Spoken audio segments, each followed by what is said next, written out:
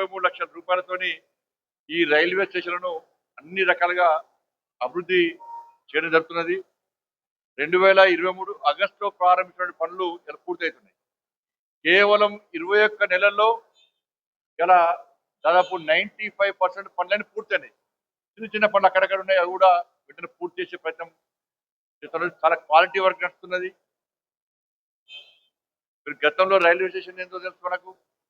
చాలా మంది యూత్ అందరూ కూడా సోషల్ మీడియాలో పెట్టారు. గతంలో రైల్వే స్టేషన్ 10 సంవత్సరాల క్రితము రైల్వే స్టేషన్ల పరిస్థితి ఏంది, నరేంద్ర మోడీ గారి ప్రభుత్వం వచ్చినాక రైల్వే స్టేషన్ల పరిస్థితి ఏంది, అప్పుడు ఉన్నటువంటి సౌకర్యాలు ఏంది, ఇప్పుడున్న సౌకర్యాలు ఏంది, అన్నింటి కూడా సోషల్ మీడియాలో ఇప్పటికే ప్రచారం జరుగుతూ ఉన్నది.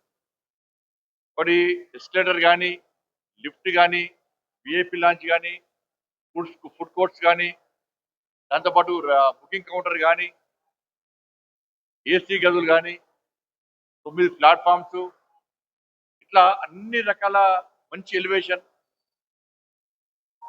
ప్యాసింజర్స్ కు ప్రయాణికులకు ఏ ఇబ్బంది లేకుండా అన్ని సౌకర్యాలతో ఇలా రైల్వే స్టేషన్ నిర్మాణం ఇలా కరీంనగర్ జరిగింది.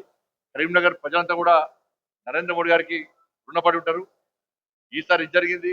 నెక్స్ట్ దఫా జమ్మికుంట రైల్వే స్టేషన్ కూడా పూర్తిగా ఆధునీకరించబోతున్నాం.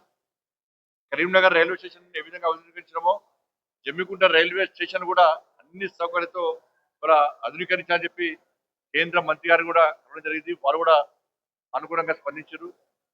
కాబట్టి 22వ తారీఖు నాడు ఈ రైల్వే స్టేషన్ ప్రారంభించబోతున్నాం. కాబట్టి ప్రజలందరూ కూడా పాల్గొని నరేంద్ర మోడీ గారిని ఆశీర్వదించవలసిందిగా కోరుతా ఉన్నాం.